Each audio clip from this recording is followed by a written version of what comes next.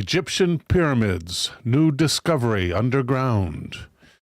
My name is Bill.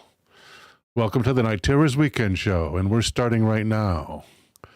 Yes, we have a Discord. Click on the link in the description below. This is our show schedule. The Banned by YouTube video series drops a new episode every Wednesday morning, early Wednesday morning Eastern Time. Every topic you see on this show was banned by YouTube, so don't miss it. And Wednesday night is movie night, when we gather for a terrifying double feature, only on Twitch and hosted by Gotchaman. Coming up this Wednesday at 9 p.m. Eastern, 6 p.m. Pacific, is Vault of Horror, an anthology of 5 stories of the macabre, brought to you by British Hammer Films. 5 people find themselves trapped in the basement of an office building, and each in turn then tells of their worst recurring nightmare. Followed by The 12 Chairs, which takes place in the Soviet Russia of the 1920s, where a fortune of jewels hidden inside one of 12 dining chairs lost during the Communist Revolution becomes the object of a hilarious treasure hunt by a priest, a con man, and a former aristocrat. Night Terrors depends solely on viewer support. If you like the show, please consider supporting it. In the description below, you will find different ways to contribute, and even if you can only buy me a coffee, I thank you for your support of the show. Elder Grown, thank you for the super chat. Elder says, welcome into the Night Terrors with Bill Saturday show. Thank you, Elder. David Bryce says good evening. TO2 is here, who says, hi everyone, I have no Twitch. She did a little while ago, but I guess the Twitch glitched out on. The Twitch glitched. Rhino Rex says, hey Bill, hey chat. Did I miss anybody here? David Bryce says good evening. On another platform. Green Tea says good evening. T Ceratop says hello Bill, hello chat. And T Plateau has just got into Twitch. Welcome T Plateau. Let's get started, shall we? Thank you, Elder, by the way, for that super chat. Much appreciated, sir. Later, much later. Rhino Rex says, should do either the Haunted Highway or Antarctic Schmatzes. Yeah, I like both of them are pretty good. I'm going to copy that. Thank you, Rhino Rex. We'll address that later.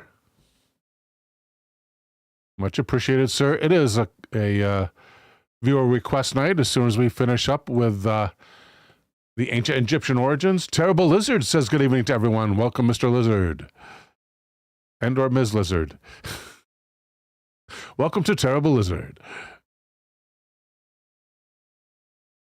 And here at ancientorigins.net is an article by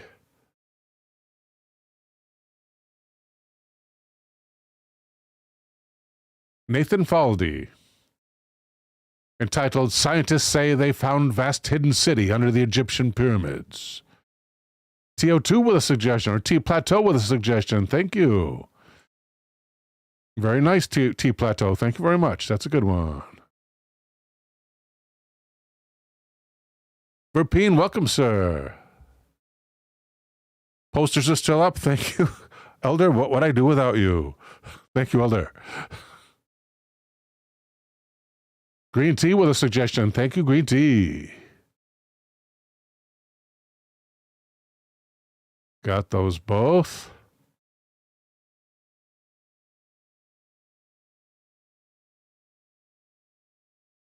All right. And Mr. Faldi begins. In an announcement that has generated a storm of controversy, a team of Italian and Scottish researchers. Welcome, Synchro 505. Michael is here. Dinkum Aussie says good day. Welcome, Dinkum.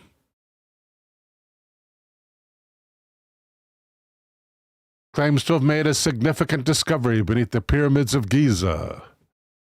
Using advanced radar technology, the team, led by Corrado Malanga from Italy's University of Pisa, and Filippo Biondi from the University of Strathclyde in Scotland, says they have detected what appears to be a massive underground complex spanning over 6,500 feet. That's almost 2,000 meters, folks. And welcome to Dinkum again. Directly beneath these ancient structures. This could be some type of underground city, the researchers say, which, if true, would be a staggering discovery. Nicole Kikolo, the Cafre Research Project spokesperson, emphasized the stunning impact of this finding.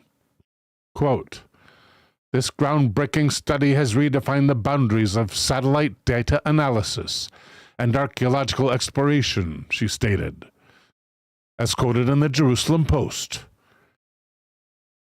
Chikolo further explained that this discovery could revolutionize our understanding of ancient Egypt's sacred geography, providing precise spatial data for previously unidentified subterranean structures.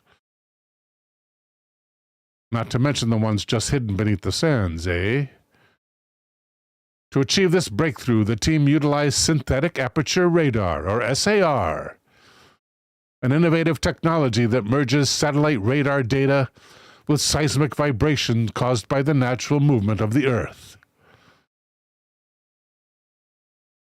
This method allows for the creation of 3D images of hidden underground structures without the need for excavation.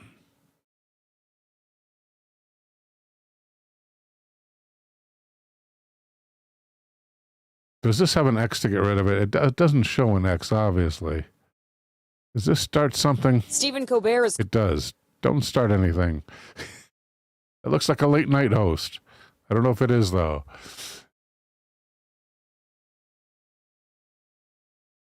Although the results of this research still require confirmation and extensive peer review, the preliminary findings suggest that the underground system could be 10 times the size of the pyramids above it.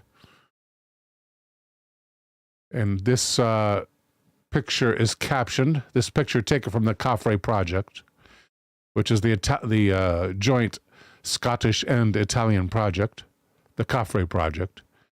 And the caption reads, "The 3D model of the interior of the Pyramid of Cafre, including features alleged to connect to pathways into underground complex beneath the Giza Plateau." That part must be part of the underground part, these many chambered rooms here, because that's under the base of the pyramid. According to the researchers, 8 vertical cylindrical shafts, each extending roughly 2,000 feet underground, were identified. These shafts are said to be encircled by spiral pathways, leading to 2 massive cubic structures, measuring approximately 80 meters per side in length. Zerithian is here. Welcome, Zerithian.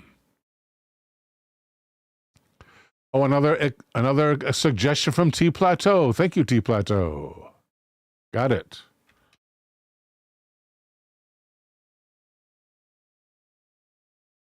Kendi Gal says hello. Welcome, Kendi.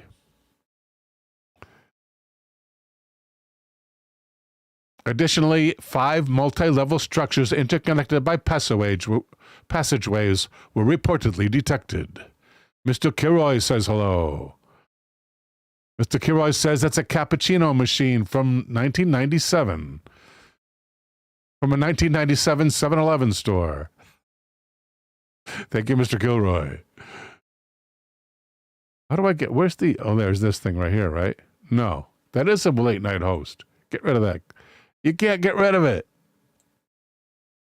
The existence of vast chambers beneath the Earth's surface, according to Chicolo, comparable in size to the pyramids themselves, has a remarkably strong correlation with the legendary halls of Amenti. I think the halls mentioned by the Sleeping Prophet, perhaps? Edgar Casey? She noted that the cylindrical structures appeared beneath each of the 3 pyramids. and may function as entry points to the underground system. Despite the excitement surrounding the alleged discovery, the reaction of mainstream researchers has so far followed the usual and tiresomely predictable pattern of automatically dismissing anything that challenges the establishment narrative. Of course they did. For example, we'll skip the example. Despite such doubts, the discovery has captivated the internet. Social media platform X has been buzzing with speculation, with users proposing alternative theories. Some suggest that the structures could support the idea the pyramids were not merely tombs but part of an ancient energy system. A notion long associated with figures like Nikola Tesla and Christopher Dunn. Kendigal has always speculated that there was more under the pyramids and the surrounding area, like an ancient buried city. Austin Cloud says, I still think this should be attributed to the giants. Candy Gal wishes they could do more excavating there. Boy, it's real hard to get an excavation permit in Egypt, believe me. He says as if he tried.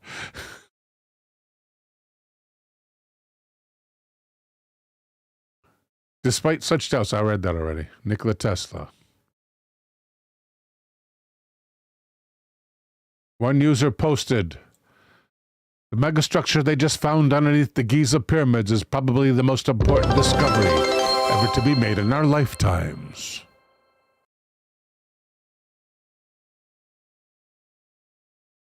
Others echoed similar sentiments. While the research team hopes to continue their work, gaining approval for excavations remains a significant hurdle. When you don't even have to dig underneath a pyramid? Come on, give me a break. They could dig in between for this stuff. David Bryce says, if there is a complex under the sands, the government will not allow people to dig down. Rapine says, let's just dig up the Great Pyramid.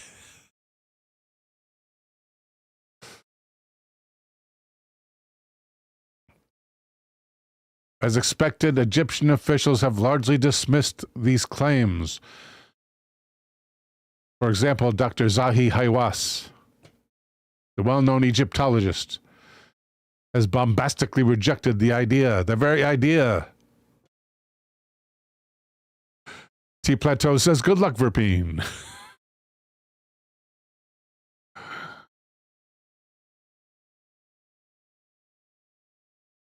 And that's pretty much all there is to the article. It is 13 past the hour and time for our first suggestion.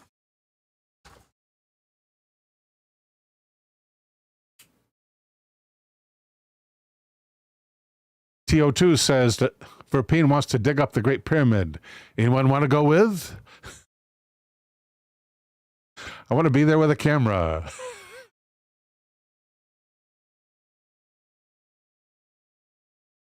First up, we actually have an old suggestion from Verpine, and the only holdover suggestion, to wit.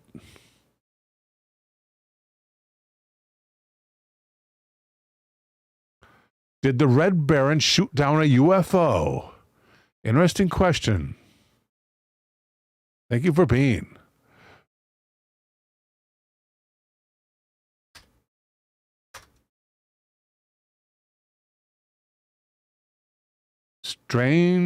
Strange.com, because they couldn't get the double-strange.com, or the much-sought-after single-strange.com. Jack11, good evening, sir. Mr. Kilroy says it could be storage tubes for ancient giants in sleep stasis. Those must be really big giants. And we're going to make that 15 past the hour for the Red Baron.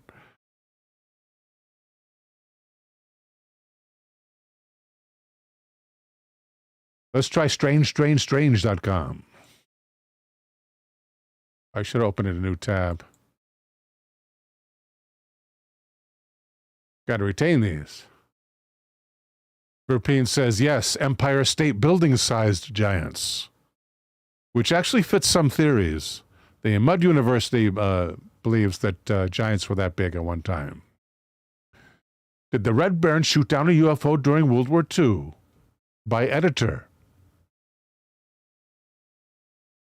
Claims this paranormal section at strange.com.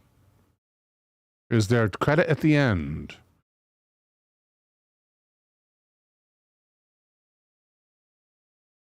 No, it does not. Okay, let's find out. Green Tea says there are tunnels at least a couple stories deep around the Giza Plateau. A guy posted videos several years ago showing the locked gated doors. Yet they don't let Fox wander around there anymore. There's a story entitled, Did the Red Baron Shoot Down a UFO During World War I? At strange.com.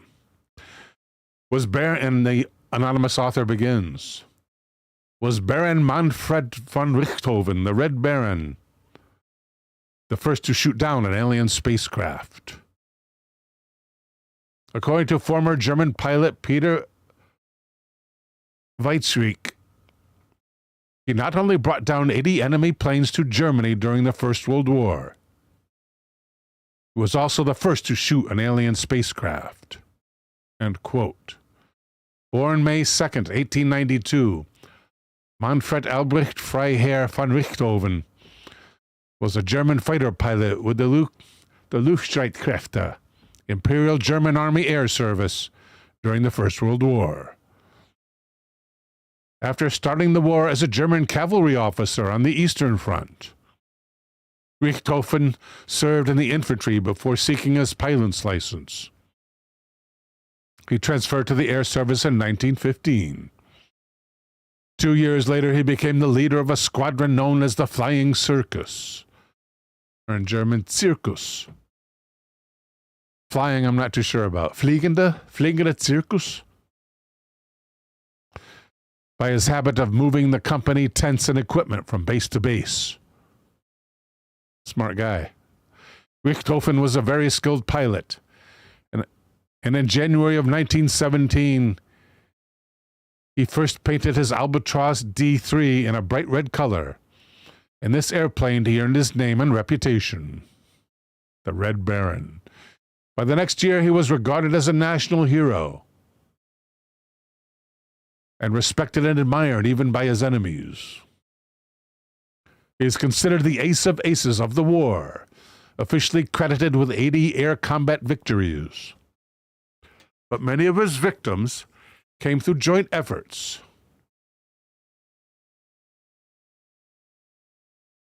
Even though they were credited to the Red Baron to enhance his stature as a national hero and create a legend to scare enemies. Unidentified flying objects have been observed among Unidentified flying objects have been observed among almost the most critical military conflicts in history. That's exactly what it says. Let's just say UFOs have been observed in World War I. But it says, from the earliest years of Alexander the Great to the Gulf War. Okay, during most critical military conflicts in history. Among almost all of the most critical. Should have been put in there somewhere. Their presence was also noted and reported during the First World War. See the book entitled UFOs of the First World War, Phantom Airships, Balloons, Aircraft, and Other Mysterious Aerial Phenomena by Nigel Watson. In his book, Mr. Watson published an interview with a German Air Force ace, Peter Weizsäcker, who not only witnessed but confirmed that the Red Baron shot down a spacecraft himself. Mr. Weizsäcker said, "It's been over 80 years, and I was ordered not to say anything, but I am at the end of my life, and I want my children and grandchildren to know the truth. End quote. On the morning of March 13th, 1917, while patrolling over western France, coming from an airfield in Belgium, they spotted an object about 40 meters in diameter, or about 120 feet. Similar to two overlapping silver plates, in other words, a saucer. A flying saucer, in other words. Caffeine, says Zerithian. Thank you for reminding me, Zerithian. I need caffeine.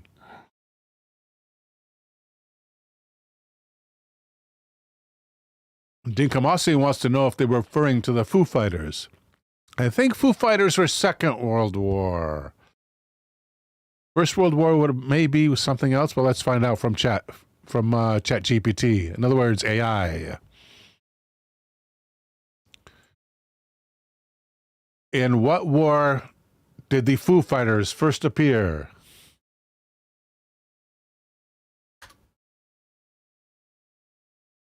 World War II.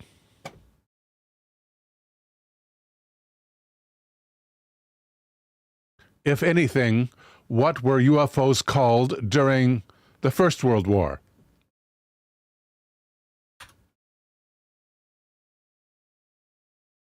There were some reports of mysterious aerial phenomena, but the term UFO did not exist. They were often referred to using descriptions like mysterious aircraft, phantom airships, ghost planes, or unexplained lights. One notable case was the Angel of Mon legend, where British soldiers in 1914 claimed to see strange lights or apparitions in the sky, believed to be protecting them. While this was often framed as a spiritual or psychological phenomenon, some have speculated it could have involved aerial anomalies. Unlike World War II's Foo Fighters, World War I reports were more rare and often blended with folklore, misidentification, or early aviation sightings. Because they didn't know what they were looking at yet. They didn't have the terminology yet. They needed those words. Anyway, it's a silver saucer with orange lights. Even not recognizing the aircraft, the Red Baron decided to open fire on the slowly hovering UFO. At that time, the U.S. had just entered the war, so it might have been an unknown American weapon.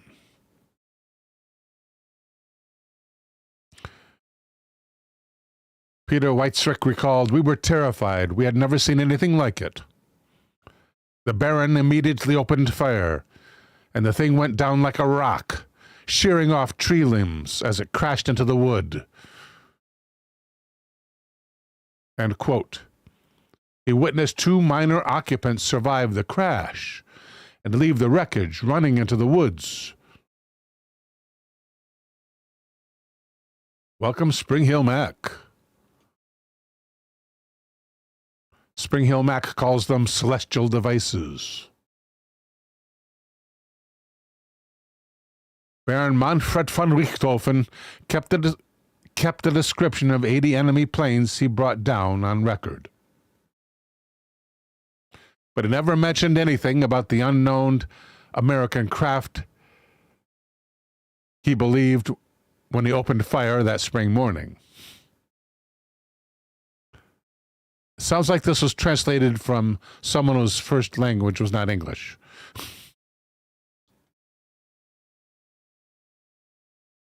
Peter Whitestrick told me, writes the anonymous author, he was ordered not to say anything about it. Maybe the Red Baron received the same order. Regarding the date, Peter Whitestrick describes that Richthofen was flying with a Fokker triplane, the Fokker Edition 1, the earliest Fokker triplane to be seen in combat. Peter Whitestrick was 105 years old at the time of his interview. Maybe he was confused by the dates. If they had shot down a flying saucer, it is undoubtedly true that the German troops would have searched the wreckage and its occupants in northern France. I don't know how it's undoubtedly true there. They were probably spread a little bit thin in France. But there was no record found of this crash. Quote, "There's no doubt that what the Baron shot down that day was no U.S. reconnaissance plane. It was some craft from another planet. Those who ran off into the woods were not Americans." End quote, I guess by Peter Weitzrich. Richthofen received a fatal wound just after 11 a.m. on April 21st, 1918, while flying over Morlancourt Ridge, somewhere near the Somme River in France. I guess then he crashed. How did the Red Baron end his life? How did the life of the Red Baron end in World War I?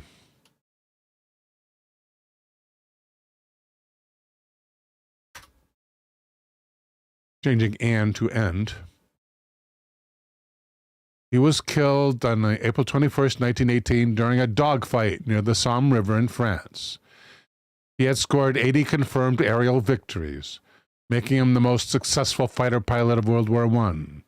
On that day, Richthofen was chasing a Canadian pilot, Wilfred Wap May, flying a Sopwith Camel.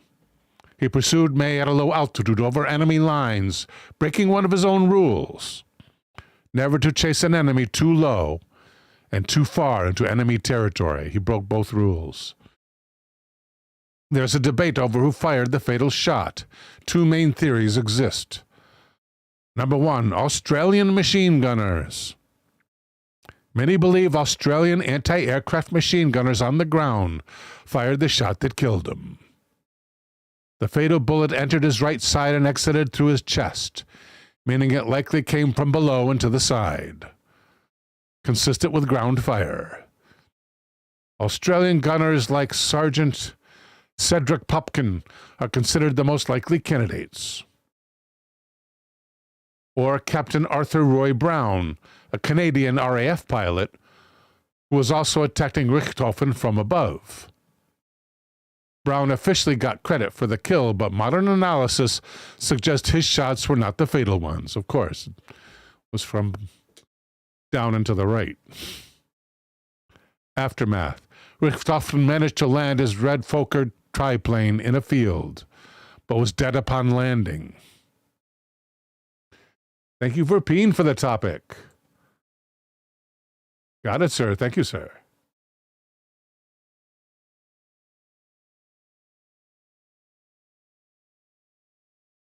British and Australian troops buried him with full military honors, recognizing his skill in chivalry and combat. His last words, spoken to Australian shoulders, were reportedly "kaput," German for I'm done for. I'm done with. What was it? I'm done for. I'm finished. Kaput. I thought he was dead upon landing. Apparently not. His death marked the end of the nightly era of guerrilla combat, as World War I air battles became more brutal and mechanical, according to AI. Eldergrown 2 wants to know, how could he speak if he was dead upon landing? Dinkamasi says, our gunners said they were going to get him. And they were right. At 29 minutes past the hour, next up from Rhino Rex.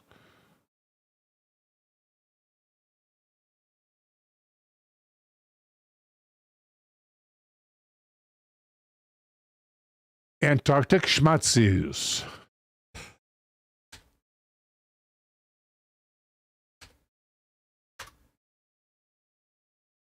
The story of the Antarctic schmatzes. War History Online, as it sounds dubious.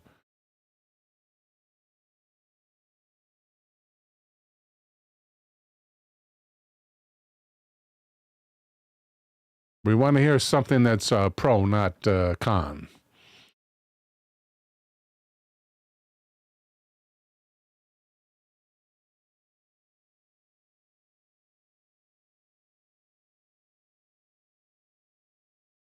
The white supremacist continent.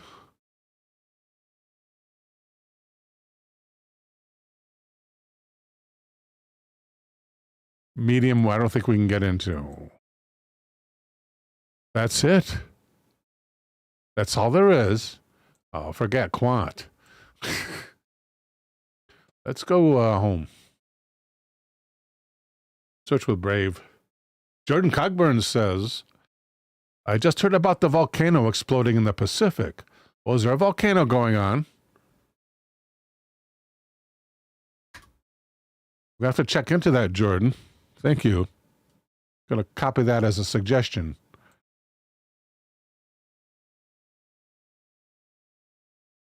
We will cover that after a Rhino Rex.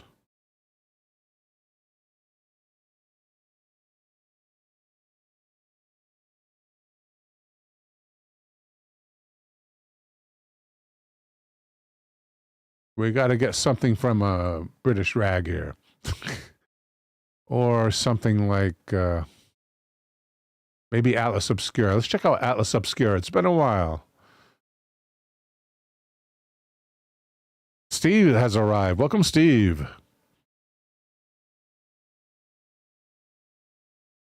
Old Man Lenny is here. Welcome, Old Man Lenny. Lenny says the Red Baron was shot by a sniper when landing.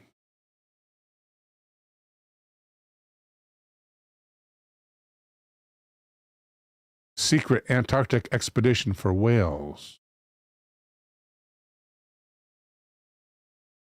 Ah, okay. This is from AtlasObscura.com and a story written by Luke Fader. Hitler's secret Antarctic expedition for whales. Whales meant margarine, and margarine meant victory. And the caption says, whale fat was widely used to wage war and make margarine. And Mr. Fader begins. Two Feathers is here. Welcome, ma'am. When authoritarian leaders obsess over a particular food, it can change how a country eats and drinks for generations. This week, we're looking at 5 cases of dictator food. As a corporal in World War I, Adolf Schmittler watched a British naval blockade strangle German supply lines, forcing his country into submission, defeat, and shame. As Führer in the years leading up to the Second World War, he planned to sidestep the mistakes of his predecessors. This time, Germany would have whales.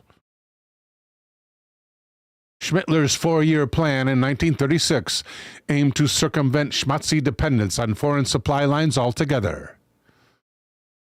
He handed the tall order to Hermann Goering, a high-ranking, flamboyant schmaltzy official with a reputation for partying. The goal was autarky, or complete military and economic self-sufficiency by 1940. A sort of hunkering down for protracted all-out war. The plan set specific targets for amassing stores of weapons, commodities, and food.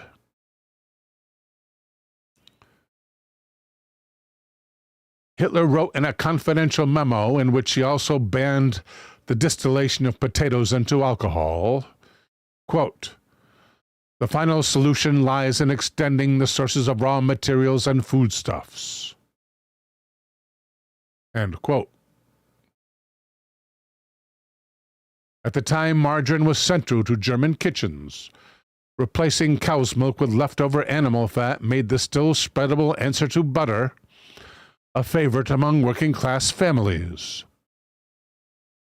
The French invention never caught on in France, but Northern Europeans took a liking to it, and Germans in particular.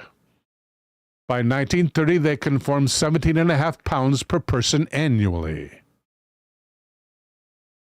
Well, how much do we consume today of margarine? We have to, let's say butter substitutes. How much do we consume today of butter substitutes? Let's ask AI.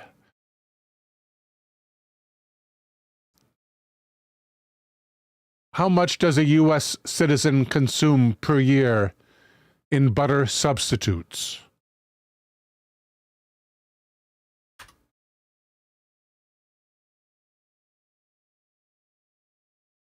In the U.S., per capita, that's per 100, consumption has declined, it says, of margarine, a common butter substitute. They're more than margarine these days, though.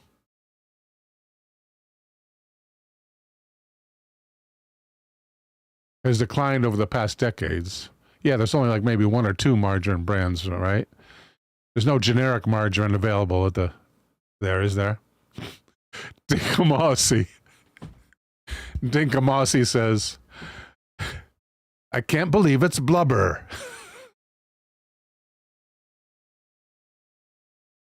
Thank you, Dinkum. T Plateau says, Noodlex, lactose-free, dairy-free, and taste-free.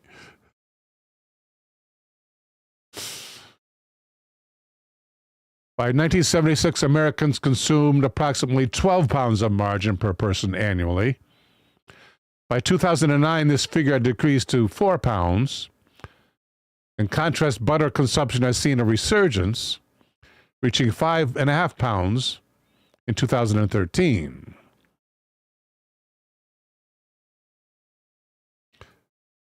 Why do they just say margarine? There's other substitutes besides butter.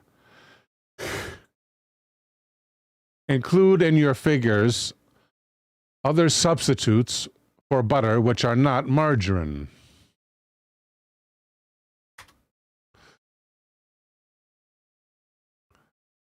In addition to margarine, several other products have historically served as butter: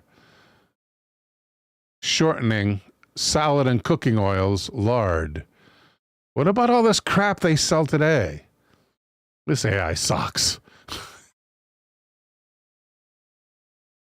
I can't believe it's not blubber. Rhino Rex says, your flavorless substitute for joy. Aloysius Devander Abercrombie is here. Welcome, Aloysius.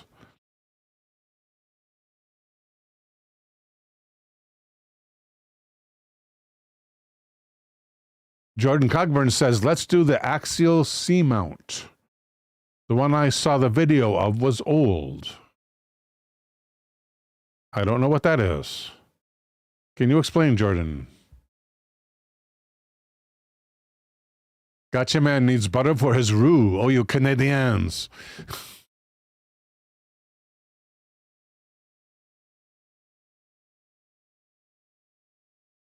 Okay, forget the lard.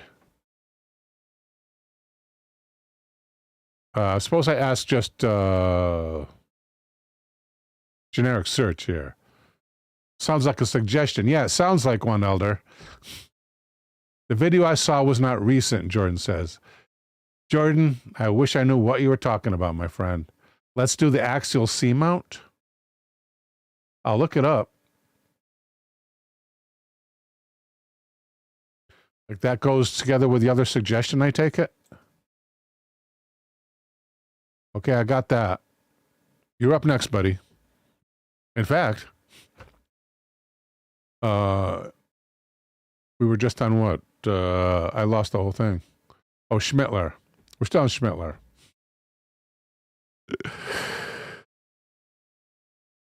So it was also around this time that manufacturers discovered an even cheaper way to produce margarine with whale fat. The advent of kerosene created a surplus of whale oil, which was previously used as lighting fuel, leading to a massive buy-up at low cost. In 1929, the two companies that would later merge to form Unilever,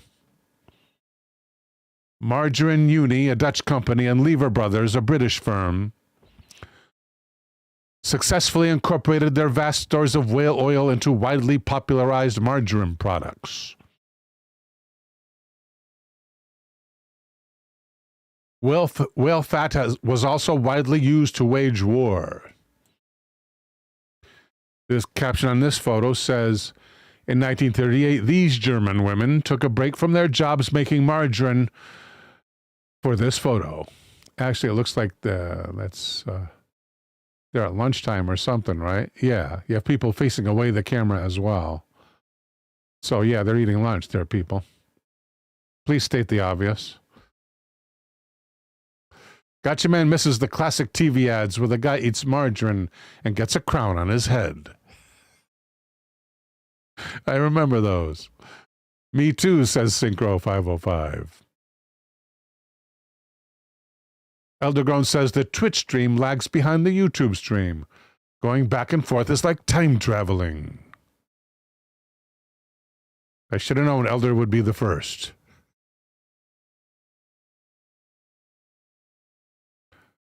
Whale fat was also widely used to wage war. Liquefied blubber served as a handy machine lube and proved useful in manufacturing the nitro needed for explosives. In fact, Britain declared it a national defense commodity in 1938. Taoist viewer is here. Welcome, Tao. Crucial to kitchens and battlefields alike, Germany and Britain that year purchased 83% of the world's whale harvest between them, leaving Germany in the lurch. Many of those whales came from Norwegian whaling, which led the world in whale harvest by hunting along an unclaimed Antarctic coastline, today called Queen Maud Land. Who better to time travel with, says Michael, no doubt.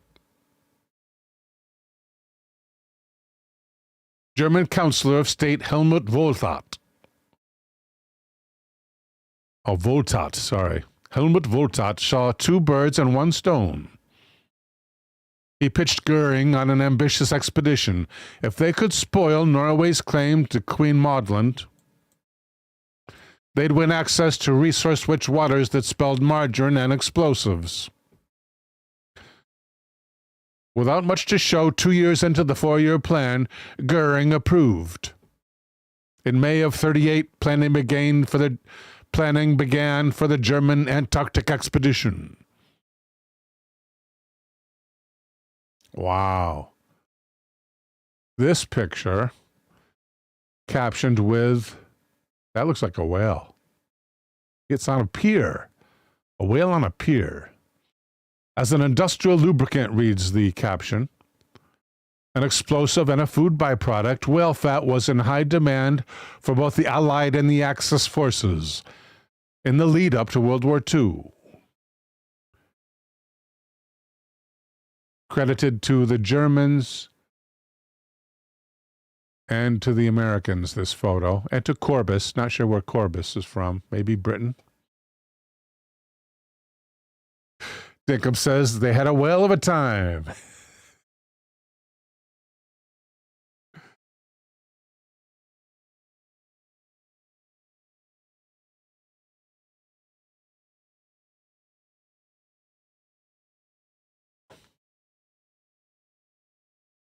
With alliances signed between Italy, Japan, and Germany against the Soviet Union, the covert schmatzy mission to secure Antarctic territory and whales embarked on the eve of war in December of 1938. The hodgepodge crew of soldiers, scientists, and whalers, led by Catherine Alfred Richer, sailed on a retrofit freighter made to catapult two 10-ton seaplanes borrowed from Lufthansa Airlines. The men were selected based on polar experience, rather than military standing. Smart move there. As the mission was largely surveillance-based, one schmatzy official was on board to oversee an adherence to party standards. Makes you want to click your heels. Notably mandating a listening party during Hitler's Christmas speech. The ship was named Schwabenland, named after the Swabia region of Bavaria. The land they set out to claim would be called Neuschwabenland, or New Swabia, or Neuschwabenland. And here it is. The Schwabenland was retrofitted to catapult two 10-ton seaplanes that would survey the Antarctic. Dom Cortez asks, did the Germans refer to themselves as the Axis of Evil? I would say no, but let's ask AI.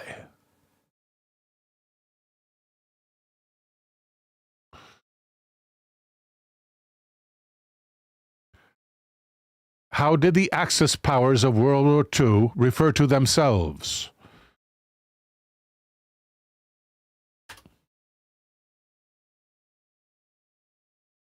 They did not officially refer to themselves as the Axis.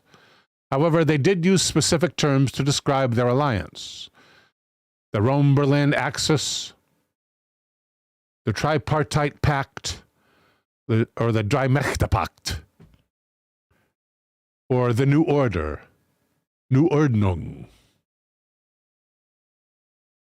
or the Pact of Steel, or Stahlpakt. Although the Allies referred to them as the Axis powers, the individual nations often described their coalition using their own ideological or diplomatic terminology. Elder with a link. Thank you, Elder.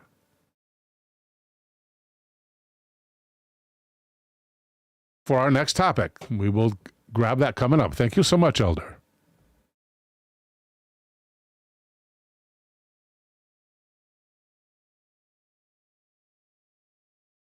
Elder says, Bill's in the sauce. I can't get his attention. Yeah, I know. It just doesn't work these days, does it? With the flashy stuff. Dinkamasi reminds us that ambergris is a waxy substance that originates as a secretion in the intestines of the sperm whale. It's found floating in tropical seas, and it's used in perfume manufacture.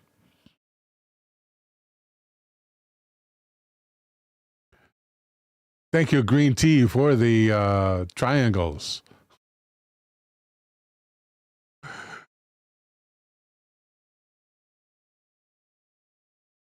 Elder Crone calls it whale vomit.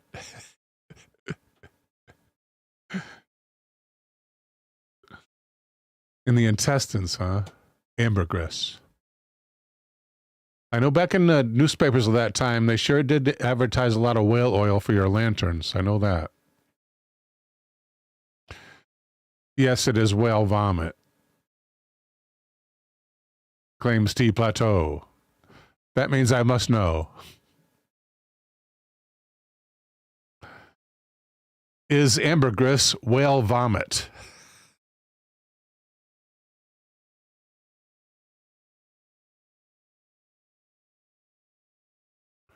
Not exactly, according to AI. It's often called whale vomit, but that's a bit misleading. It's a solid, waxy substance that forms in the intestines. Sperm whales eat a lot of squid, but their beaks are indigestible. Some theorize that the whale's digestive system coats the beaks in a sticky, fatty substance to protect its intestines. Over time, this material hardens into ambergris inside the whale. The whale eventually expels the ambergris, either by passing it in feces or, in rare cases, regurgitating it. Ambergris is prized in perfumery because it contains ambrine, which helps fragrances last longer. Due to its rarity, it can be worth thousands per pound. And whale hunting is discouraged these days, isn't it? It's like illegal, supposedly, right? Technically, ambergris is more like whale poop than whale vomit. But since it's expelled from the whale, people sometimes call it whale vomit.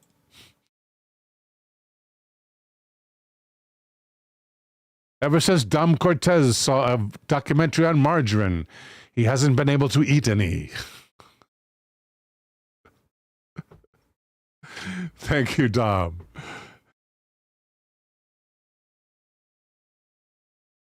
Okay, we must be on our next topic yet.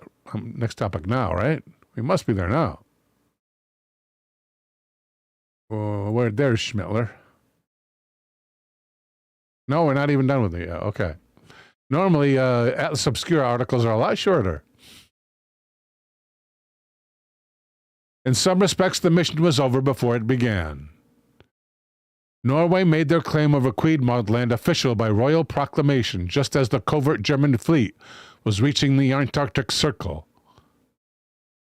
Nevertheless, schmutzy seaplanes covered 10,000 miles of previously unexplored Antarctic land, dropping 4.5-foot darts inscribed with swastikas along their path that plunged deep into the Antarctic ice.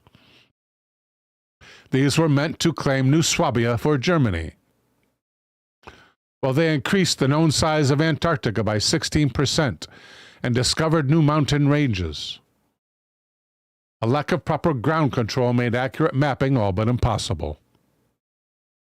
While some old German maps refer to the land around Queen Maud Land as New Swabia, no other country ever recognized the claim.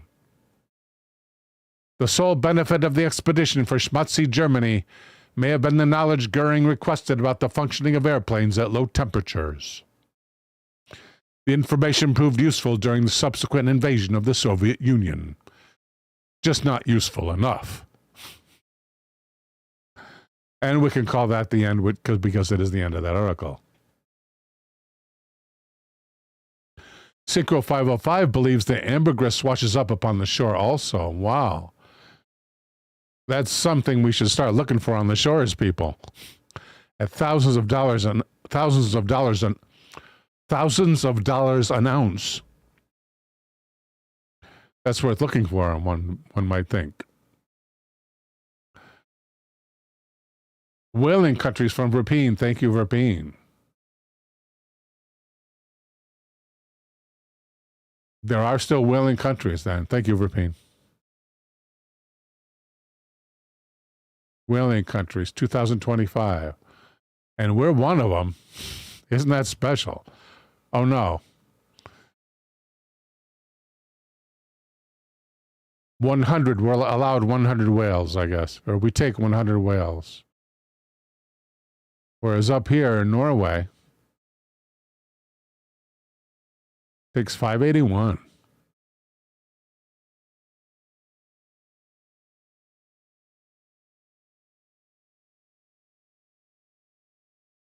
And Russia takes 200 a year, looks like. Between 1 and 200 a year. We take 68, 124. Japan takes 270. So yeah, we're still not civilized, I guess.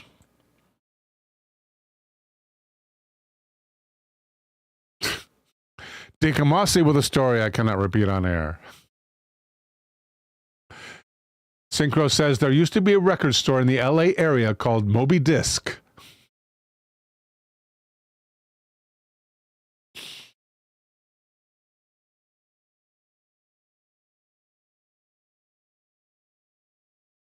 Elder says the Norse take as many as they want, because who's going to stop the Vikings?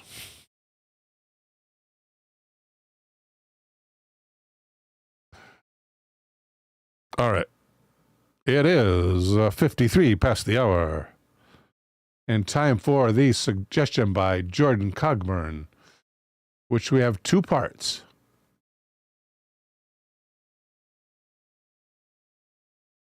And we need a search thingy. Duplicate. Let's go to Quant. And the first suggestion was, let's do Axial Seamount. That's the second one. Axial Seamount. Oh, this is the volcano. A submarine volcano in the Pacific, located on the Juan de Fuca Ridge. It is the youngest and most active volcano in the Seamount chain and has a complex ... underwater volcano off the U.S. coast could erupt at any time. Well, guess what? Courtesy of Elder, in a story by Darren Orff at popularmechanics.com, One of the most active volcanoes in the world is about to blow. And it just did? Did it just blow? Oh, that's pretty. The Axial Seamount, a volcano located 300 miles off the coast of Oregon and 1 mile underwater, only a mile, is slowly showing signs of an impending eruption. Although less well known than the other volcanic giants of the Cascades, particularly Mount St. Helens. This underwater volcano is actually the most active one in the Pacific Northwest, with eruptions in 98, 2011, 2015. The volcano serves as the perfect lab, and experts expect an eruption by the end of 2025. Crowman has just arrived. Welcome, Crowman.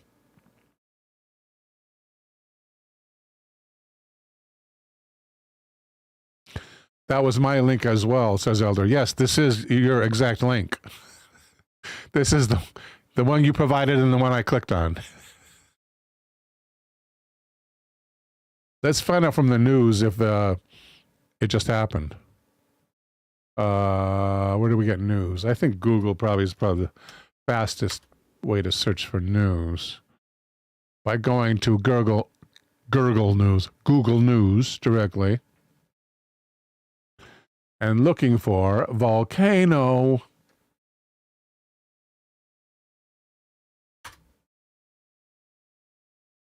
Increased activity at Hawass. Volcano warning in Japan. I'm not seeing an eruption. Mount Spurr volcano in Alaska. Kilauea's crater. Lava flow. Costa Rica. Elder likes Gurgle News better. So does T Plateau.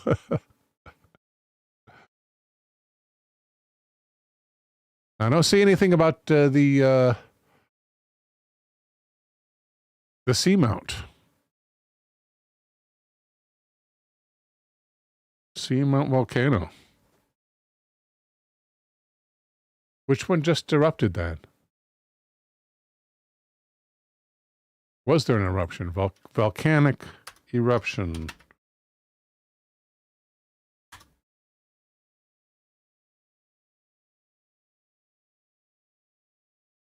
Thank you, Colin. He said it was old news. Oh, okay. Thank you, Two Feathers. So this is old news. So it could have been the one in 2015. But there is one expected by 2020, by the end of this year. When was this article written? January of this year. There was a severe earthquake like a day or so ago, says Elder. Yeah, I remember seeing stuff on that. Let's ask Google News. Wait, did we search for eruption yet? Let's search for eruption first.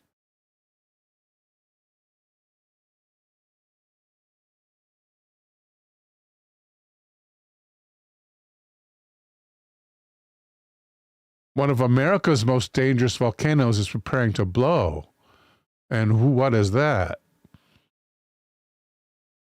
Rockers to Rockers says, there was an earthquake in Myanmar. Thank you, Rockers. You spelled it right, buddy.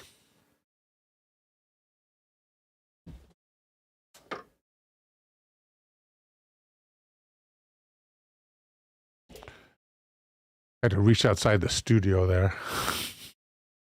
We're looking good. Mount Spurr has been showing signs of eruption since last year. But scientists think one is even more imminent. Which one is that? Scientists monitoring Alaska's Mount Spurr said seismic activity continues to rise, indicating that the volcano is moving toward an eruption. The major risk of an eruption there is ashfall, according to the Alaska Volcano Observatory.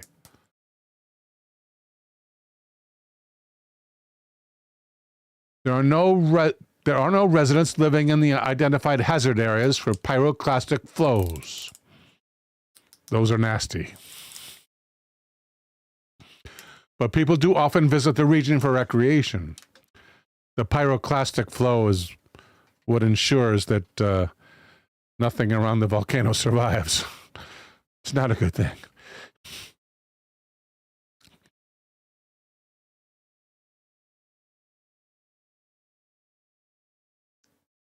Alaska's Mount Spurr is about to erupt. Be ready. That's the current message from the Alaska Volcano Observatory. Continued unrest at the volcano roughly 75 miles west of Anchorage, within the Tordriho Mountains, is leading officials to warn residents of an impending eruption. The group wrote in an update that it is monitoring activity at Mount Spurr for signals the volcano is moving closer to eruption. Seismic activity remained elevated with numerous small, shallow volcanic earthquakes detected beneath the volcano. Still, the eruption may not come immediately. Based on previous eruptions, experts said they expect to see additional ground deformation as the magma begins to move closer to the surface of the 11,000-foot tall mountain. That's a lot of feet.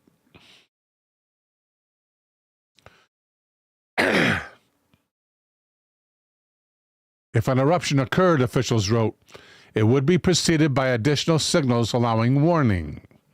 Even with that caveat, the group said now is a good time for residents of South Central Alaska to familiarize themselves with the possible hazards of a Mount Spurr eruption, the biggest of which is ashfall.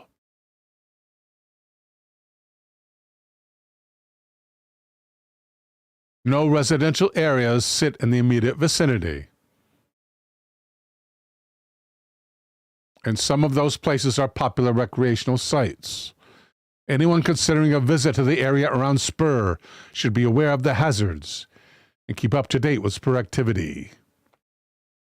Either that, go in a tank if you want to survive the pyroclastic flow.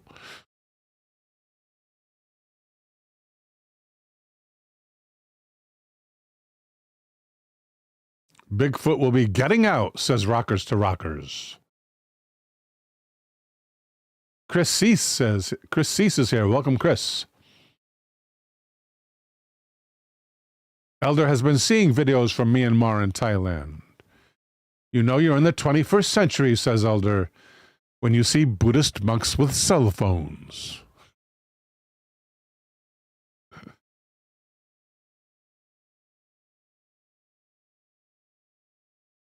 Elder says, imagine going on vacation and getting Pompeyed. It's different from getting paid. It's getting Pompeyed.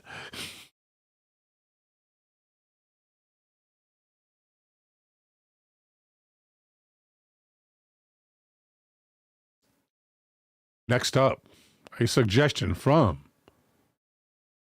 T Plateau at 3 minutes past the hour.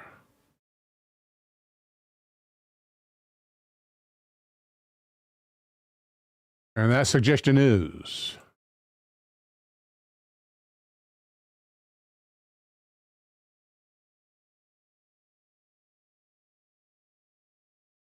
who killed Pat Garrett? I'm guessing it wasn't Billy the Kid. Happened in 1908, evidently. Thank you, T Plateau. Let's find out.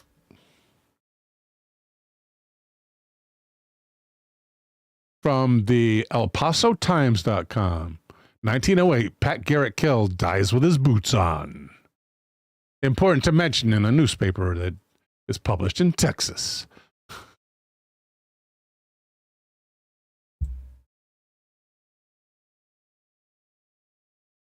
"1908, Pat Garrett killed, dies with boots on" by Trish Long at ElPasoTimes.com. All one word. Oh, so that's his face. Caption reads, highlights of this day in history. Bastille prison stormed during the French Revolution. Outlaw Billy the Kid gunned down. Richard Speck unalives student nurses in Chicago. Mariner 4 probe flies by Mars. And folk singer Woody Guthrie is born.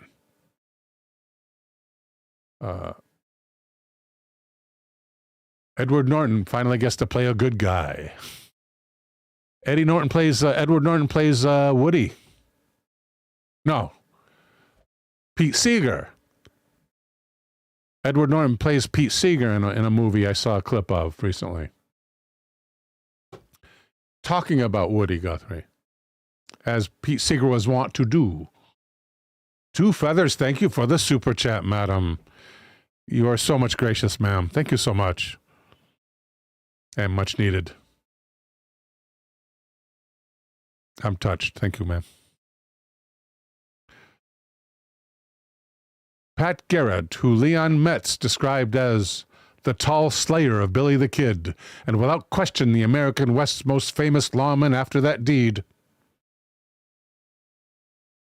was Danya Ana County Sheriff, and in 1901 became Collector of Customs, headquartered in El Paso. This by Trish Long. Garrett was shot and killed February 29, 1908. A ranch hand named Wayne Brazel confessed to the crime, claiming self-defense. He was tried and found not guilty of unaliving. Found not guilty of criminal unaliving. They call it moide. As soon as the day after Garrett's death, there were conspiracy theories printed in the El Paso Times. Recently, an employee of the Danya Ana County uncovered the original 1908 coroner's report of Garrett's remains. The county will unveil the document at 10 a.m. on Friday at the County Commission Chambers in Las Cruces. The event is open to the public and will include other historical documents, but none as exciting. Here's the report of Garrett's death, as well as conspiracies from March 1st, 1908. Las Cruces. Pat F. Garrett, known the continent over as the sheriff who killed Billy the Kid, fulfilled his own prophecy today that he would die with his boots on. Garrett was unalived this morning between 10 and 11 o'clock on the road to his Bear Canyon ranch at a point 5 miles from this place. Wayne Brazel, who did the killing, surrendered to Deputy Sheriff Felipe Lucero and is now in jail. There was one eyewitness to the killing, Carl Adamson of Roswell. Sentiment here is divided, some believing that the killing was done in self-defense, and others that Garrett was the victim of a conspiracy. It is said that Garrett, 6 months ago, leased for a term of 5 years a ranch to Wayne Brazel. On this property they placed a herd of sheep, and a few days ago entered into an agreement with J.P. Turner of Fort Worth and Carl Adamson of Roswell to sublet the property to them. They also agreed, it is said, to sell these men their sheep. Garrett is said to have objected to the agreement, stating that he believed Brazel had forfeited his lease and declaring his intention of resorting to the courts to establish his rights.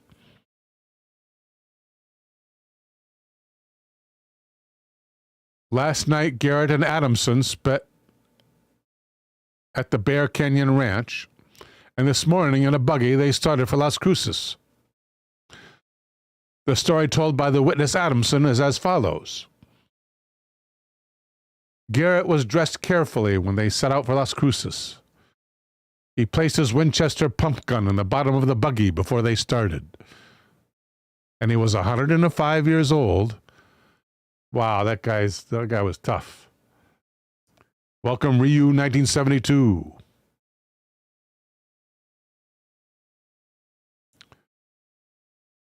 Garrett was dressed...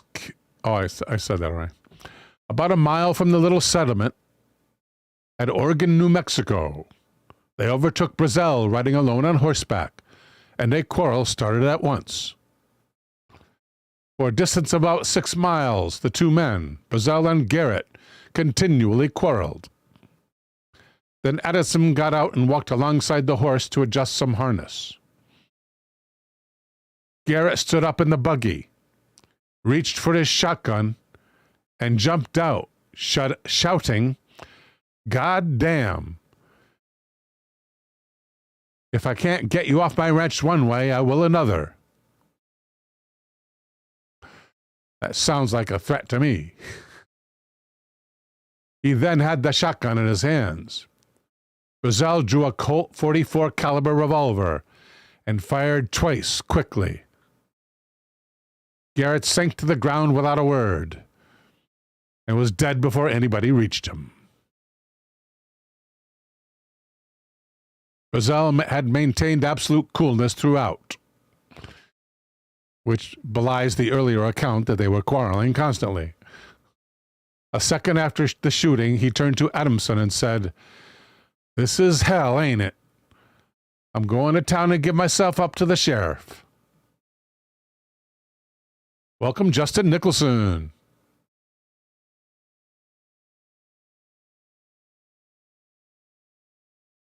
The two left the body of the last of New Mexico's famous gunmen, lying where it had fallen, face toward the sun, just by the roadside, and went on into Las Cruces, 5 miles away. The killing occurred in a little canyon halfway between Oregon and Las Cruces. That I bet we could find, right? Where the killing of Pat Garrett occurred. Let's go to Oregon and find out. Oregon, what is it? New Mexico?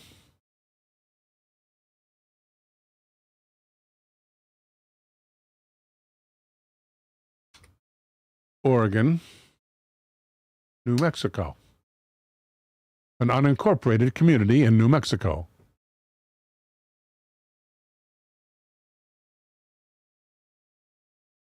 Looking much as it did in Pat Garrett's day. Okay, which way is, what's the other one? Which way is Las Cruces? Las Cruces is big, right?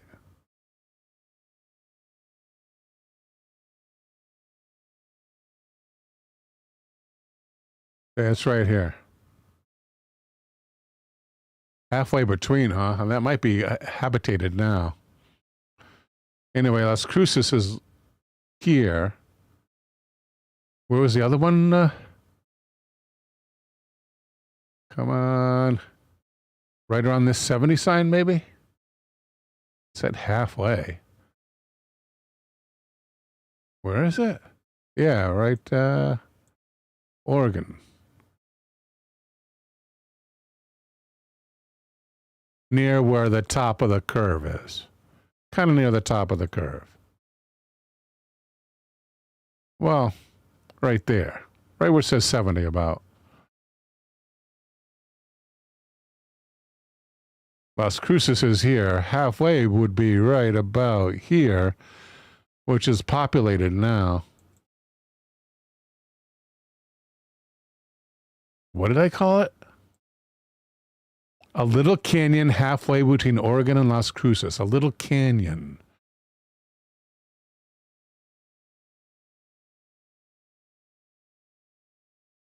Who knows? It doesn't seem like it would be a place where there's a laid out plan, though. Maybe here? Or on this side of it? In fact, I bet it's right here. I bet it's right here.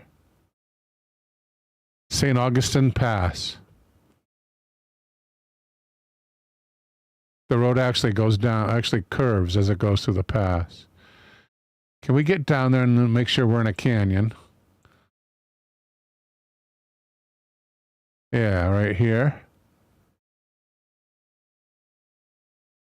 Oh, yeah.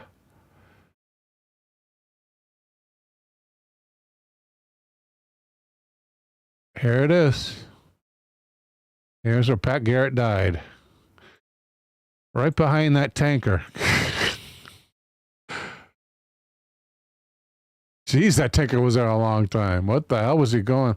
What the hell is going on? He's pacing us. That dirty dog.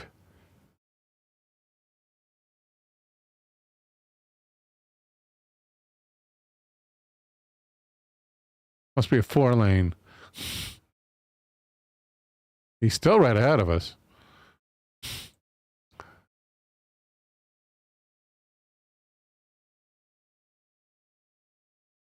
Looks like a Twilight Zone episode. I'm going up over the hill. Welcome, Justin Nicholson.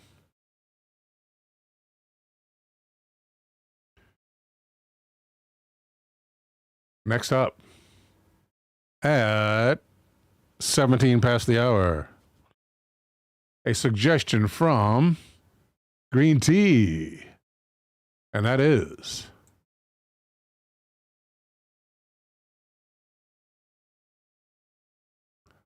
what was Project Sunstreak? I've never heard of Project Sunstreak. Project Sunstreak. Philip Blair says that tanker works for the Men in Black.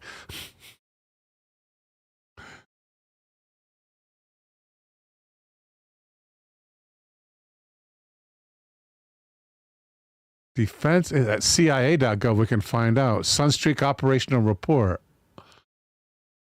Why not go straight to the horse's mouth? Archived our Project Sunstreak briefing.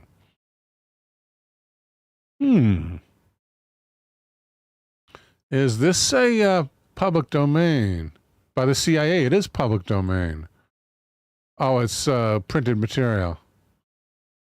Project Sunstreak.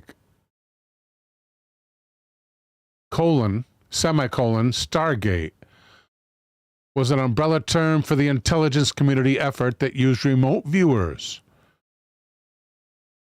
who used clairvoyance, precognition, or telepathy to acquire and describe information about targets that were blocked from ordinary perception.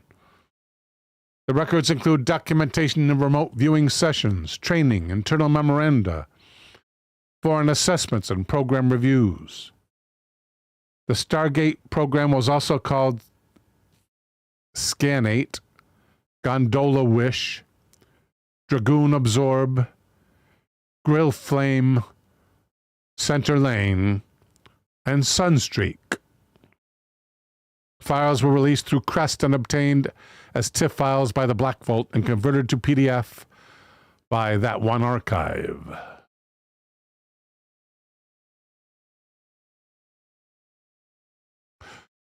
Eldergrown with a Transformers joke. Sunstreak was Sideswipe's twin brother. Thank you, Elder. Carol Crane is here. Carol Crane lived in Santa Fe for 8 years, but she never heard of Oregon, New Mexico. Oregon is pretty small. What do we do? Escape out of here? Yeah. Escape. No, escape again. Can't get away from the traffic.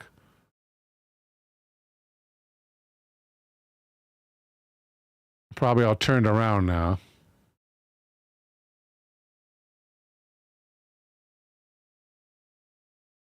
San Pablo. White Sands.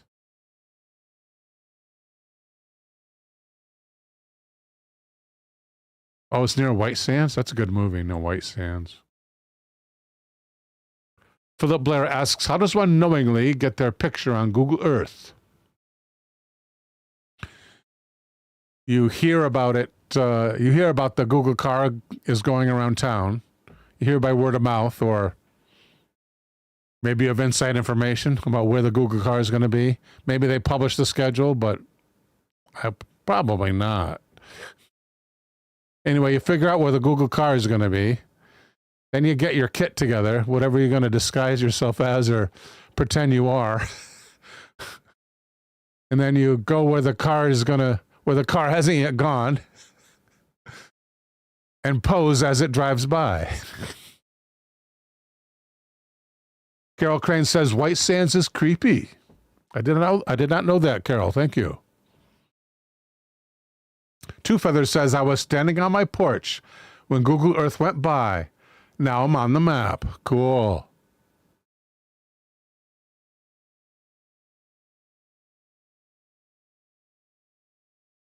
Okay, we up to, yeah, we were, I announced the next one, but I didn't do the next one. I was busy searching for, oh, there's El Paso.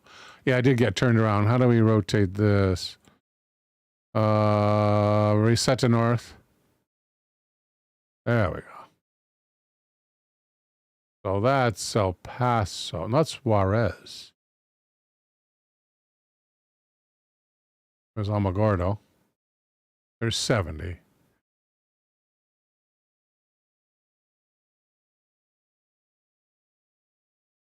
Okay, next up, at 22 minutes past the hour, a suggestion from, was it Green Tea? Aren't we doing this already? Where did that search engine go? Or this was Green Teas. I think this was Green Teas. Yes, Project Sunstreak. We're still on Sunstreak.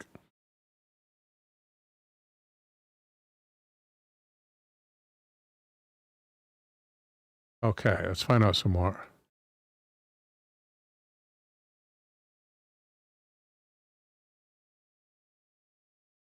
Well, that has the PDF. Let's still go to the horse's mouth here. Let's see how they're organized.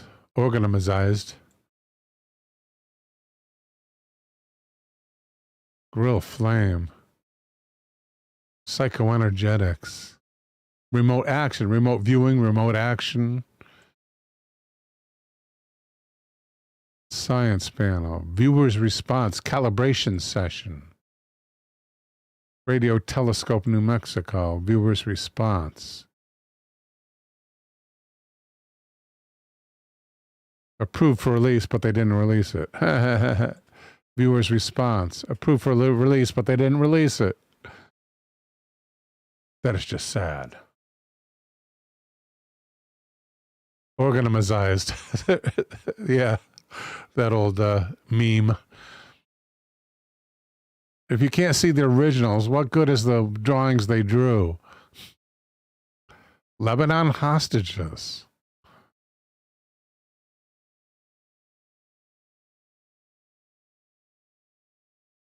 Maybe just the page numbers approved for release. Oh, this is only 38 pages long. Project Sunstreak briefing. Goal: establish remote viewing as a reliable intelligence tool. Shouldn't that have been on page 1?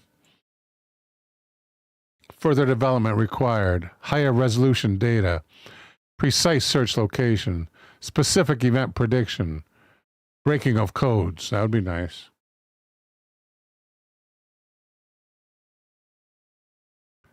Schematic representation of remote viewer response to a CRV situation. CRV. Critical, who knows? In CIA terminology, what does CRV mean?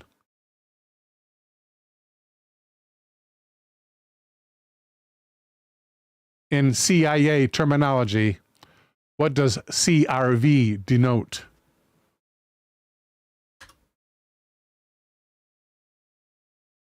Controlled remote viewing.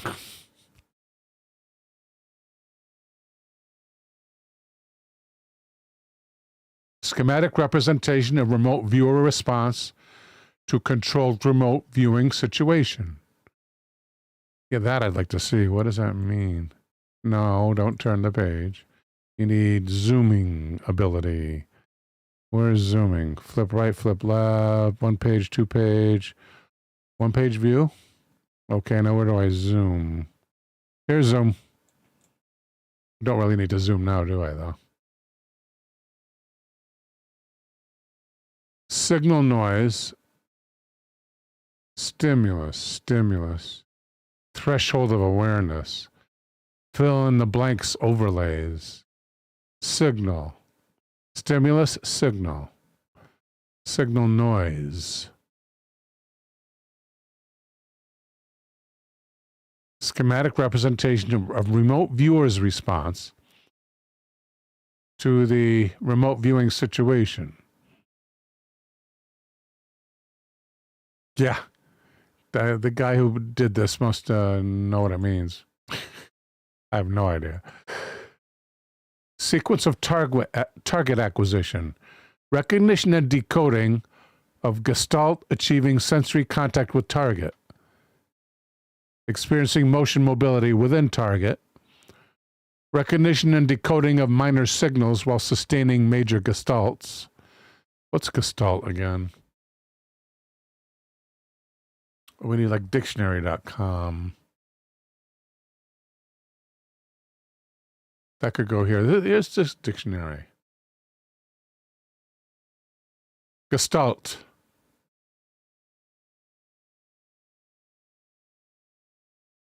Something that is made of many parts and yet is somehow more than or different from the combination of its parts. The general character or quality of something. A gestalt. Interesting. Green tea with a link. Thank you, Green Tea, for the suggestion. Elderground with another definition. Thank you, Elder. That being a union or merging of separate beings.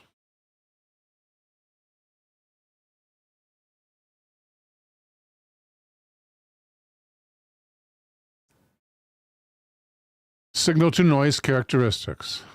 Noise sources. In other words, the noise that's obscuring what you're trying to view remotely. Noise sources. Analytical overlay. You're analyzing your own thoughts too much. Association overlay. Some kind of association you can't avoid with the object you're trying to remote view. Monitor overlay. The person who's conducting the experiment on you, being the monitor. Environmental overlay. They're not giving, you're not relaxed enough and they can't give you enough coffee to do the job.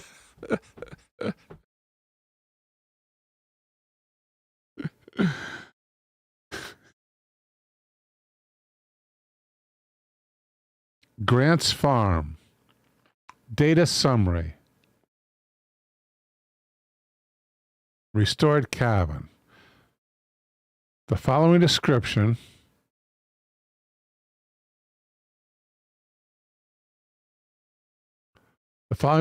appears on the reverse side of the above postcard. Restored cabin built by the 18th president, General Ulysses S. Grant, on land he once owned.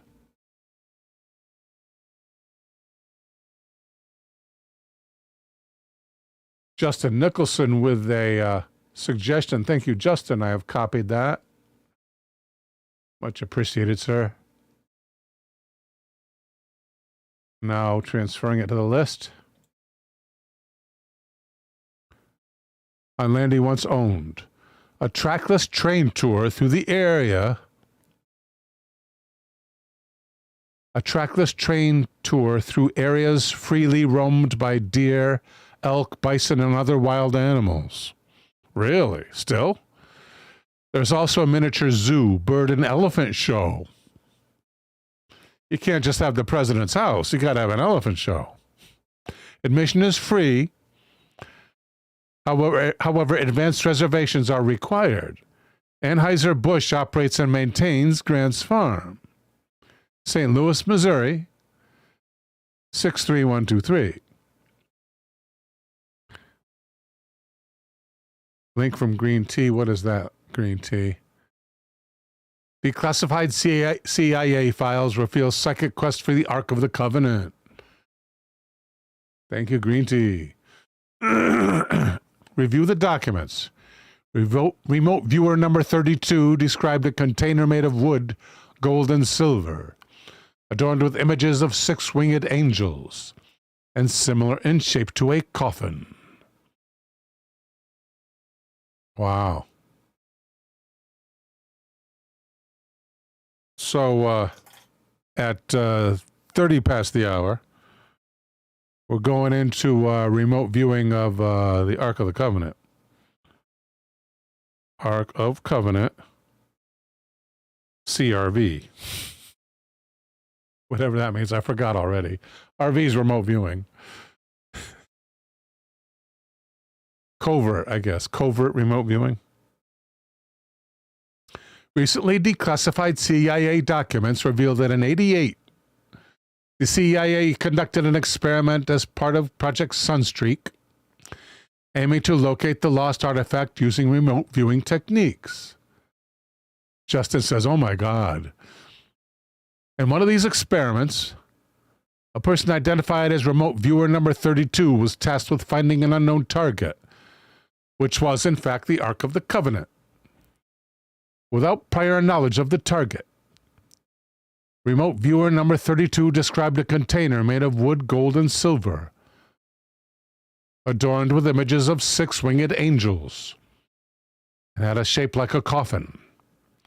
The remote viewer number 32 stated, according to the New York Post, the target is a container. The container contains another container inside it. The remote viewer further described the object as being hidden, subterranean, where it is dark and wet.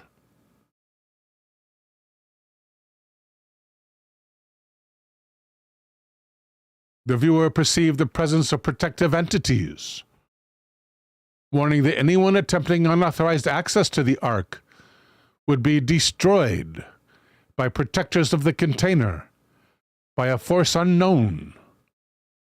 Additionally, remote number 32 suggested the site was populated by Arabic-speaking individuals dressed all in white, with visuals indicating the presence of mosque domes, as reported by Insider Paper. Viewer number 32 said, according to Metro, the purpose of the target is to bring people together. It has something to do with ceremony, memory, homage, the resurrection. There's an aspect of spirituality, information, lessons, and historical knowledge far beyond what we now know. I guess they didn't tell the viewer the target. They conducted some experiments like that, in which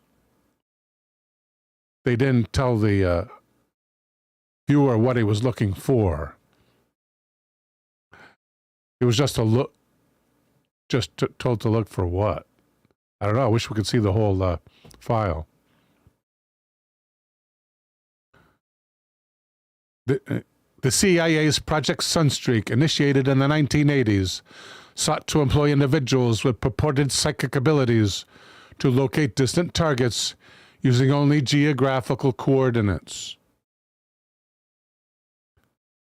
So they know the coordinates of the Ark? What the heck? What are we waiting for? If the coordinates were there, unless they were redacted by the CIA, T-Plateau with a link.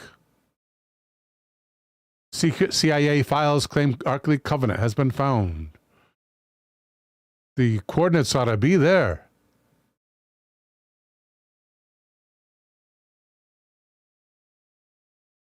Is it here? Start. Access and describe the target identified by coordinate. And there's the coordinate. 78, 14, 10, 11, 01, 21. This is the coordinate. It is here.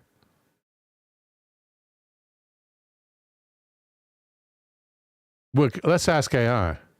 Let me write this down on a piece of paper first.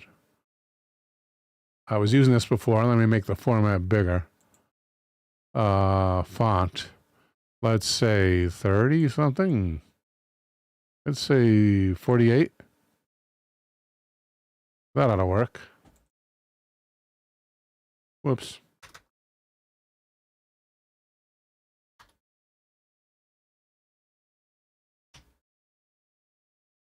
Okay, this is the coordinate where the arc is. 781410.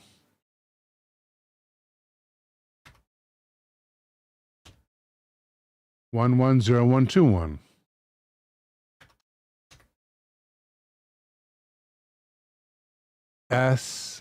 NFSK mission. Access and describe the target identified by coordinate. File. Save.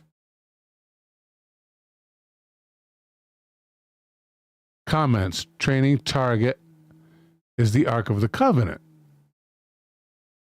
So they already knew where it was. Viewer 32 attained excellent sight contact, doing very well with structure. Viewer also exhibits ability to keep AOL to a minimum. AOL to a minimum. AOL. Analytical overlay or associational overlay. Overlay. Oh, no way to know which one. One of his overlays. Oh no, where'd I go? I lost it. Oh, here it is. Good. Okay. We've got the coordinates. Let's copy those.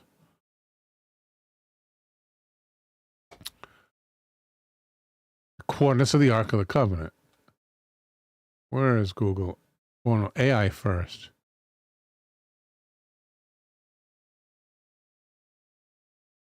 Where is the nearest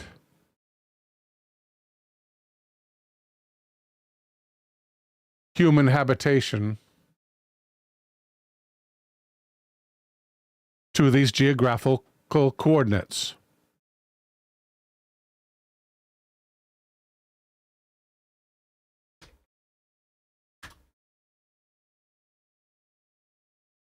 The coordinates do not follow a standard latitude-longitude format. Could you classify whether they are in degrees, UTM, or another coordinate system?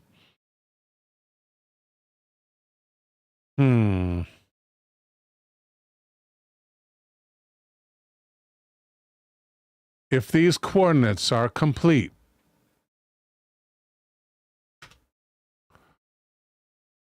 what coordinate system do they resemble?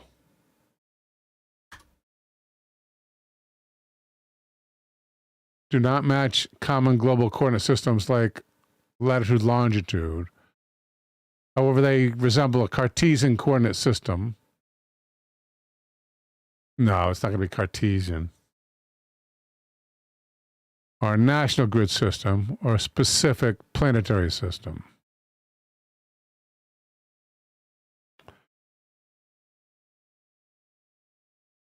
List examples of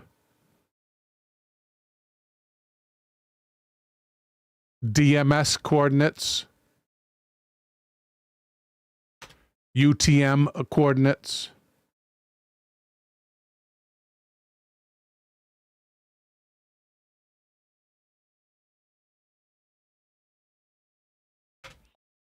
and MGRS coordinates.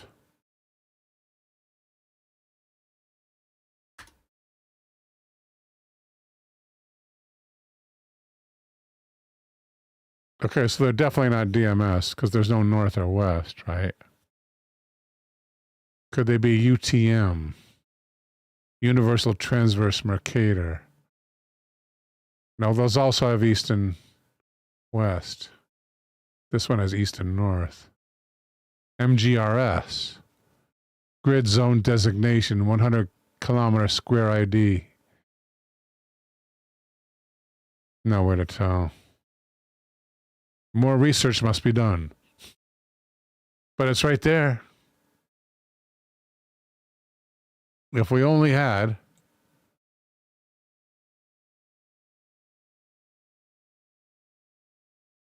If we only knew what kind of coordinate system they were using, or it was described somewhere in the literature. The target identified by coordinate. That's a pretty specific coordinate. 6 digits by 6 digits.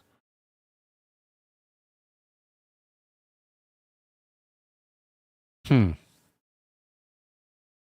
I'm going to save that picture. Open image, new tab. Thank you. Convert and save as. Save it in my general picture album. Pictures, pictures, pictures. And this is going to be location of the Ark of the Covenant. Let me write that this way. Location of the Ark of the Covenant according to the CIA.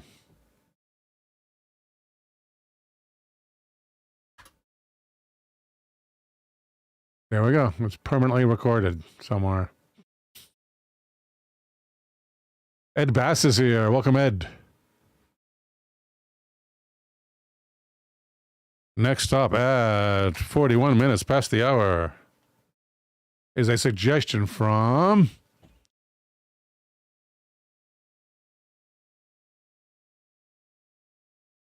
Let's do Justin Nicholson. We have others, but they were from people who have already had suggestions taken. So I'm skipping to Justin at this time. And Justin would like to know.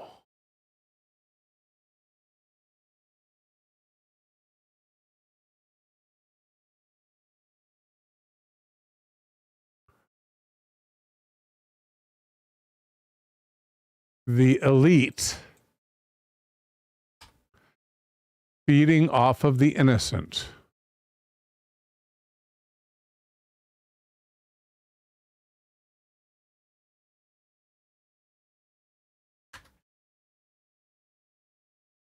Who are those darned elites? The proud elite, the 3 elites. How elites ate the social justice movement.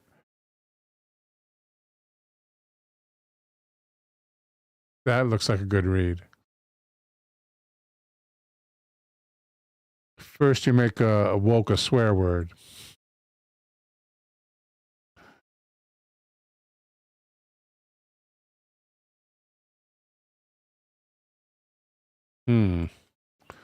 Where's the rest of the suggestion? How about feeding off of children, the dark evil of Hollywood?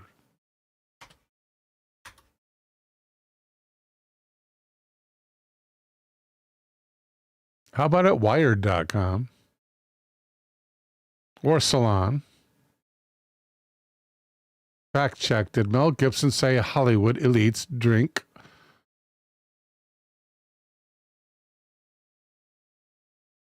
This sounds political. Yeah, I should stay away from this. I don't think I'm going to go into this. I've had chances to do this as a show, and each time I decided on the negative side. So I'm so sorry, Justin. We don't do politics on the show. A known thing. I'm so sorry, buddy.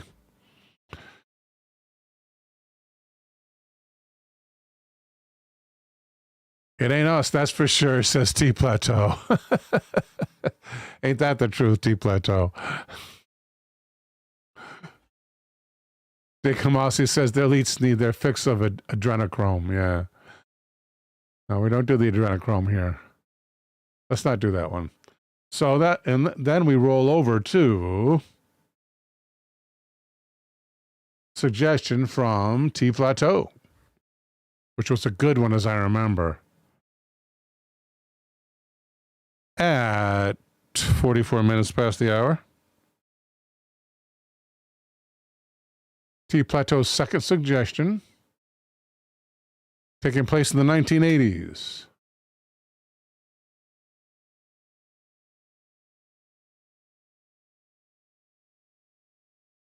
Did a werewolf unalive or a dogman unalive a family at Land? Oh, at Land Between the Lakes. At Land. Land Between the Lakes. It's actually not a comma. Let's find out. Search.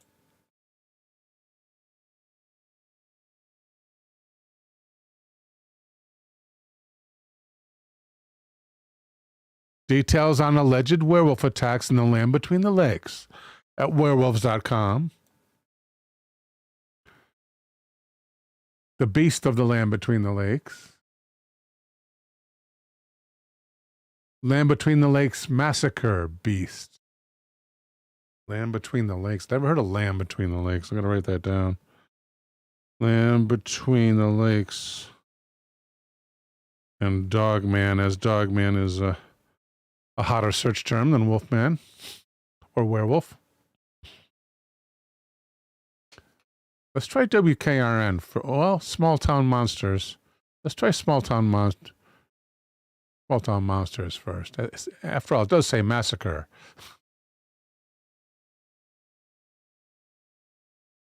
They're in Kentucky. Thank you for paying. Thank you, TO2, for that information. I had no idea. The 10-year Kickstarter, I bet. Here at smalltownmonsters.com is a story by... not listed. Perhaps John Aaron. Don't know. Very short story. Let's go someplace else. Let's go to WKRN, Haunted Legends.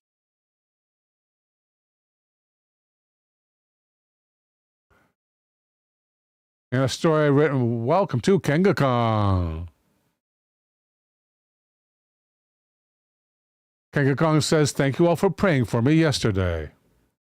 The doctors think it's a kidney infection after several tests.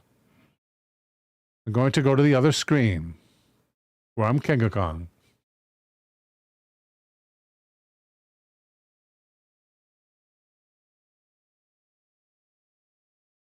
Here in a story written by Aaron McCulloch is a story entitled Haunted Legends, The Beast of the Land Between the Lakes. Golden Pond, Kentucky, WKRN. Stories of supernatural encounters in densely forested areas are not uncommon. And a national park located just beyond the Tennessee border is no exception. Nestled deep in the Land Between the Lakes National Park, known as the LBL, lies a creature terrifying enough to strike fear into the hearts of lifelong law enforcement officers and campers and seasoned hikers alike. According to historian and paranormal enthusiast Lyle Russell, legend describes a tall, hairy wolf-like creature that walks on two legs and can be smelled from a great distance. It has glowing red eyes, and stories about it date to the early 1700s. There were tales of Native American curses on white settlers who stole land from local tribes, as well as hauntings and mysterious floating orbs in several of the more than 220 family cemeteries in that area. Wow. While some descriptions of the creature vary as to its estimated size, most accounts concur that it has glowing red eyes and is extremely aggressive, according to Russell. The most credible and modern report of the beast comes from the late 80s. A gas station attendant Jan Thompson, said 2 regulars at her store, both police officers, once stopped late at night visibly shaken from seeing a crime scene of the beast. I need juice. Lemon tea, actually.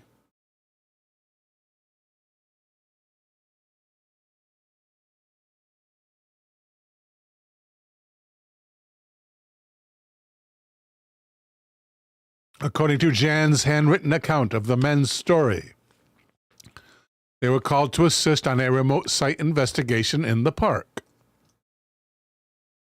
When they arrived on the scene, the carnage left behind was devastating.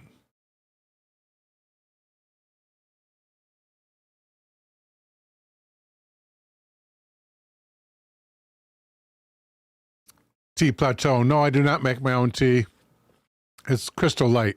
It's the generic version of Crystal Light.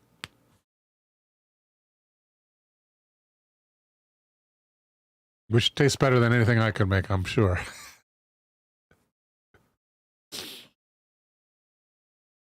When they arrived at the scene, the officers saw bodies torn limb from limb at a ruined campsite.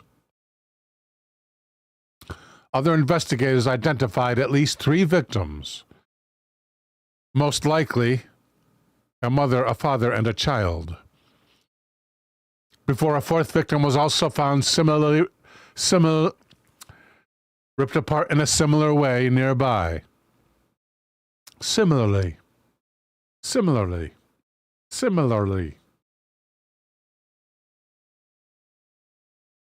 Dekamasi has actually been to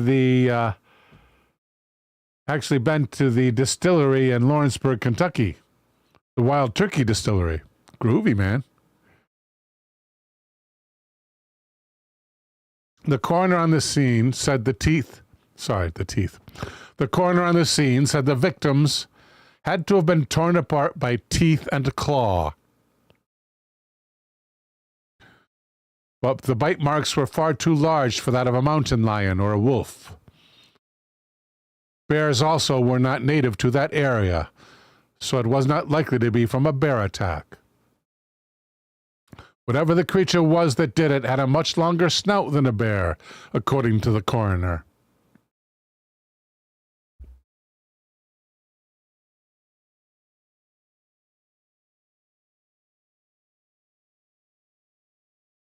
Thank you, Tea Plateau. You're welcome anytime. We'll put you up. No matter what, however, all the investigators swore to each other never to mention what happened that night to anyone. Wonder why they wouldn't mention it to anyone. That's weird. Especially the media. The identities of the victims of the supposed beast remain unknown to this day.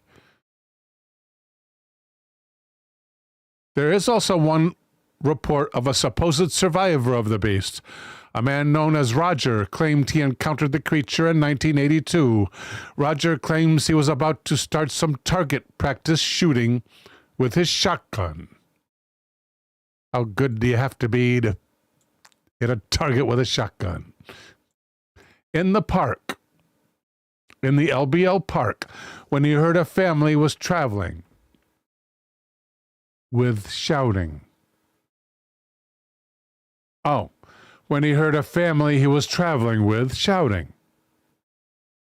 Upon exiting the motor home in which they traveled, he saw the son Stephen killed by a large black hairy creature.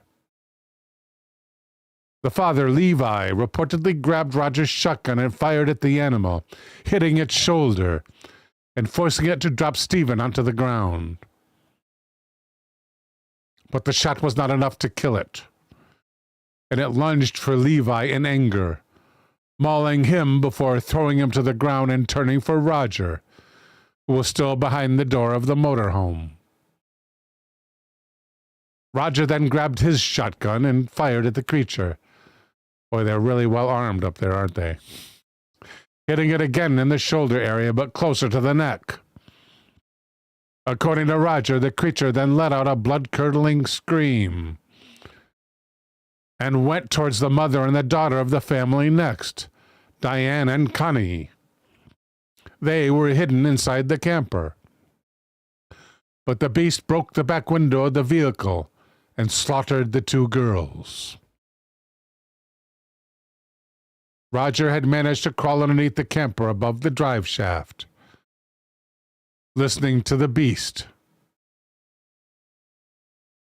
as it unalived his family.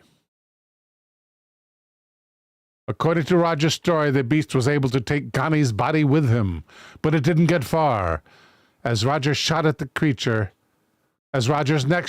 creature wounded it gravely. Connie's body was found about 50 feet away from the camper, and the creature managed to climb up a large tree before it vanished.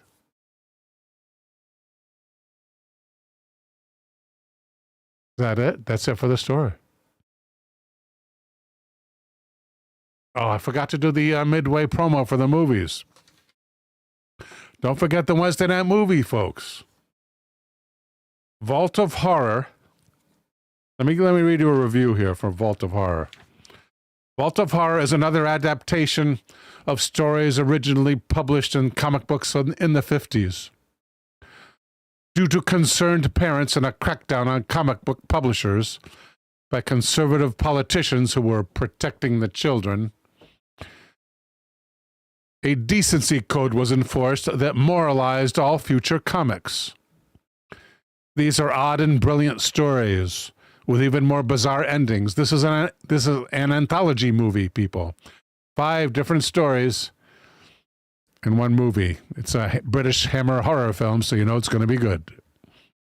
That's followed by The 12 Chairs. And the review from this from IMDb reads, I rented this film because it was the only Mel Brooks movie I hadn't seen. I enjoyed all his other movies, so why not see them all? I thought since I hadn't heard of it, it would be stupid. Boy, was I wrong. This movie was side-splitting. I loved it.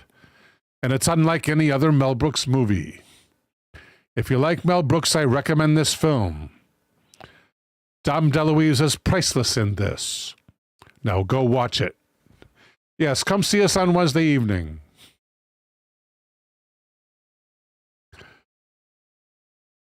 Only on Twitch, hosted by Gotcha Man.